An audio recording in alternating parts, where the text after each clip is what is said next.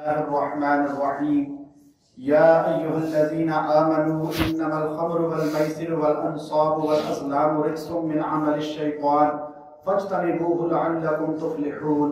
صدق اللہ العظیم۔ آج ہمارے درس کا حصہ جو ہے ساتویں پارے کی آیت نمبر 90۔ اس سے پہلی آیت میں قسم کے متعلق اللہ تبارک و تعالی نے ارشاد فرمایا تھا۔ اس آیت کریمہ میں اللہ رب العزت نے شراب کے حرام ہونے کے متعلق ارشاد فرمایا۔ شراب ایک ایسی اللہ کے ہاں مبغوض چیز ہے کہ اللہ رب العزت اپنے پاک لوگوں کو اس سے دور رکھنا چاہتے ہیں، کیونکہ شراب سے انسان کے دماغ انسان کے کنٹرول میں نہیں رہتا، انسان نافرمانی میں مبتلا ہو جاتا ہے، اللہ رسول کی بغاوت کر بیٹھتا ہے۔ اس لیے اللہ رب العزت نے اس معاشرے کے اندر جس میں رسول اللہ صلی اللہ علیہ وسلم مبعوث ہوئے، تشریف لائے، اس معاشرے کے اندر شراب اتنی پی جاتی تھی کہ شراب پینے والے صرف بوتلوں میں نہیں، گلاسوں میں نہیں، بلکہ مٹکوں میں شراب گھروں میں لاتے تھے۔ اگر آپ زمانہ جاہلیت کا حدیث اور تاریخ کے اندر مطالعہ کریں تو آپ کو یہ چیز واضح ملے گی کہ اس وقت کے بت پرست جو تھے، اس وقت کے جو لوگ تھے عرب کی دھرتی پہ، وہ شراب مٹکوں میں لاتے تھے، بڑے بڑے چیزوں میں لاتے تھے اور لا کر گھروں میں رکھتے تھے۔ پانی کی طرح شراب پی جاتی تھی، لیکن اللہ رب العزت نے ان کو یکدم حکم نہیں دیا کہ شراب چھوڑ دو، حرام ہو گئی۔ اللہ رب العزت نے حکمت ہے، ایک طریقہ ہے، ایک انداز ہے۔ اللہ تبارک و تعالی نے پہلے ارشاد فرمایا یسألونک عن الخمر والمیسر، کہ آپ سے میرے نبی شراب کے بارے میں، جوئے کے بارے میں پوچھتے ہیں۔ صحابہ آگے، آغاز اسلام میں شراب حرام نہیں تھی، مکہ کی 13 سالہ زندگی میں شراب حرام نہیں تھی۔ مدینہ میں جب گئے تو صحابہ میں ایک چیز پیدا ہوئی کہ یہ شراب جو ہے یہ کچھ صحیح نہیں لگتی، کیونکہ ہم اپنے دماغی توازن میں نہیں رہتے، تو اس لیے اس کے متعلق آقا سے خود جا کے پوچھتے ہیں۔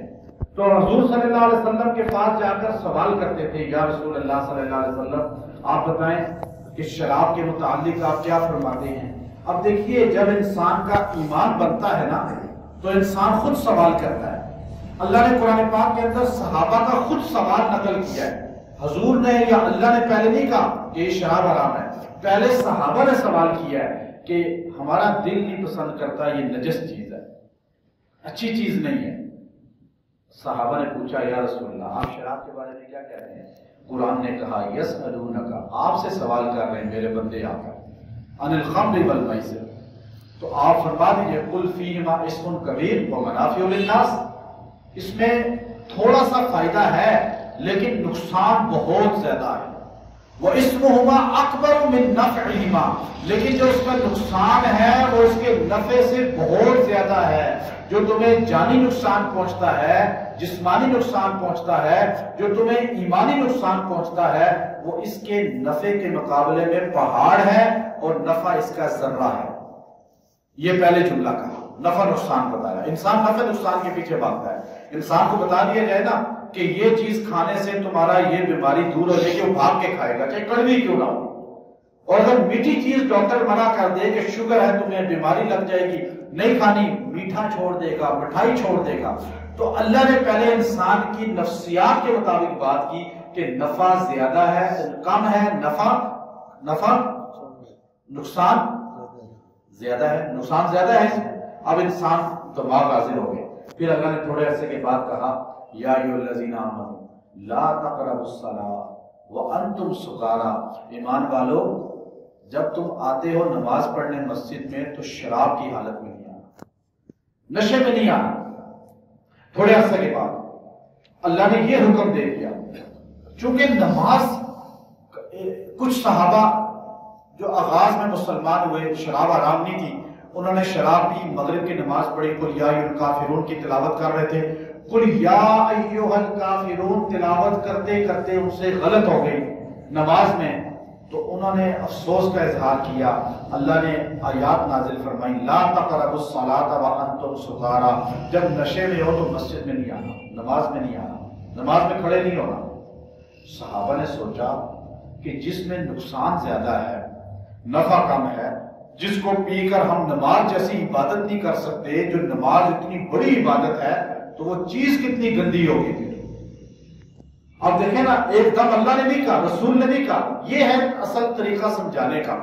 اللہ رسول نے ایک دم نہیں کہا، صحابہ کے خود دلوں میں آیا کہ یہ ہمارے گھروں میں مٹکے بھرے ہوئے ہیں، اب یہ حرام تو نہیں اللہ نے کہا، لیکن اللہ نے کہا نقصان زیادہ ہے، اللہ نے کہا نماز میں نہیں پڑھ کے پی کر آنا، تو اللہ نے پھر ان کے نفسیات کے مطابق یہ آیت جامع نازل فرمائی۔ اس کے بعد کوئی نہیں کہہ سکتا کہ شراب حلال ہے، کوئی نہیں کہہ سکتا شراب میں فائدہ ہے، کوئی نہیں کہہ سکتا کہ میں علاج کے طور پہ پی سکتا ہوں۔ اللہ نے فرمایا 7واں پارہ آیت نمبر 90، یا ایھا الذین آمنوا، اللہ نے ایمان والوں کو خطاب کیا۔ اب مومن جو ہوگا وہ خطاب کو سمجھے گا، جس کے دل میں ایمان ہوگا۔ انما الخمر، بے شک خمر شراب، والمیسر، یہ جوا جو ہے، یہ انصاب، یہ بھی جوا ہے۔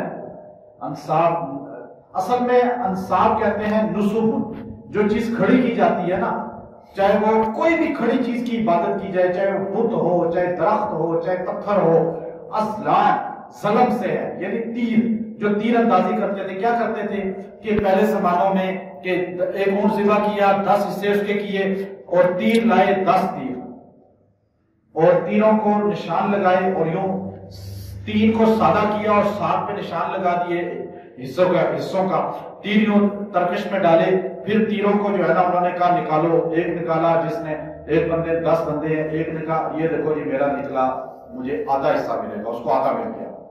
دوسرے پہ لکھا ہوتا ہے اس کو چھٹام ملے گا، اسے چھٹام مل گیا۔ کسی میں لکھا تھا پاؤ مل گیا، اسے پاؤ مل گیا۔ کسی کا آدھا کلو، اسے آدھا کلو مل گیا۔ کسی کا سادہ تھا، اسے ملے گا ہی نہیں، اس نے پیسے دیے ہیں لیکن حصہ نہیں ملا۔ اس کو آج کے دور میں آپ جتنے پرائز بانڈ ہیں یا یہ جتنے بھی ہمارے دیگر ہیں، یا آج کل کمیٹیاں جو مارکیٹوں میں ڈالی جاتی ہیں، بولی والی کمیٹی جسے بولتے ہیں، وہ بھی اسی میں زمرے میں آتی ہے، یہ جوئے کی قسم ہے۔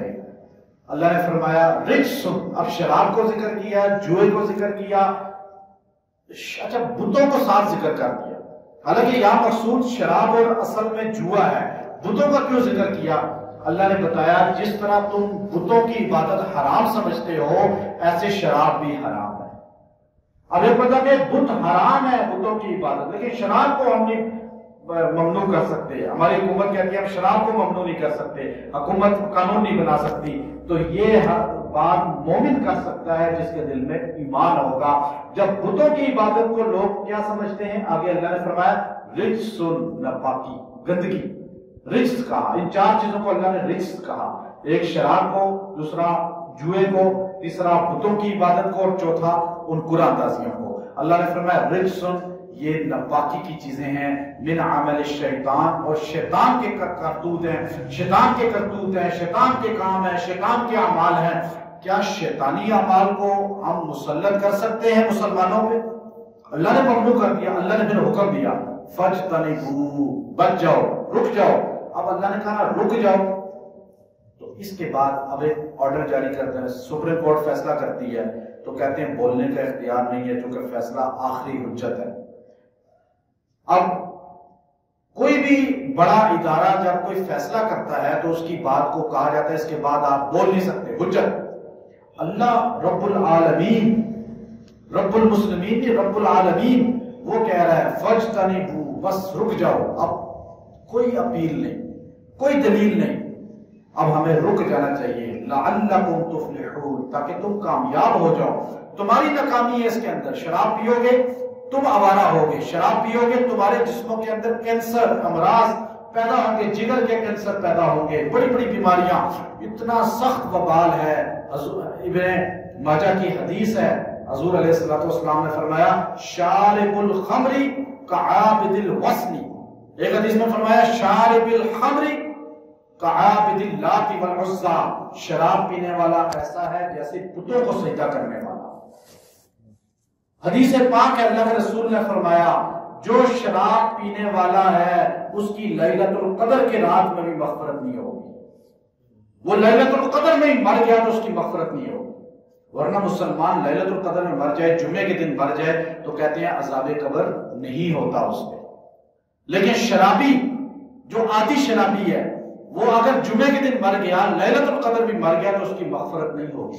اللہ کے رسول کی حدیث ہے، آپ نے فرمایا شراب لانے والا، لے جانے والا، بنانے والا، برتن مہیا کرنے والا، اور اس کو سپلائی کرنے والا، اور اس کو بیچنے والا، اور اس کو سارے پروسیس میں جتنے لوگ شامل ہیں، فرمایا اس پہ اللہ کی بھی لعنت ہے، رسول اللہ کی بھی لعنت ہے۔ فرمایا قبر کے اندر شراب پینے والے کی شکل خنزیر بنا دی جاتی ہے۔ امام غزالی نے اس کا واقعہ بھی لکھا، اور اس کو واضح الفاظ میں احیاء العلوم کے اندر لکھا۔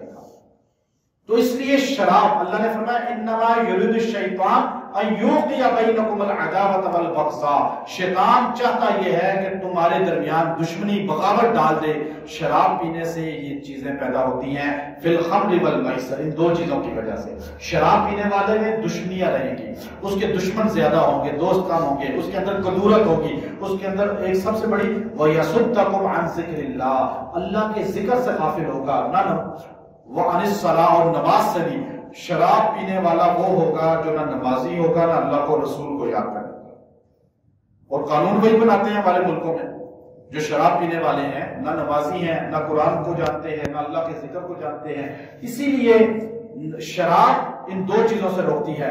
اللہ نے فرمایا فَهَلْ أَنْتُمْ مُنْتَهُونَ، اب بھی تم نہیں رکتے، یعنی اب تو رک جاؤ۔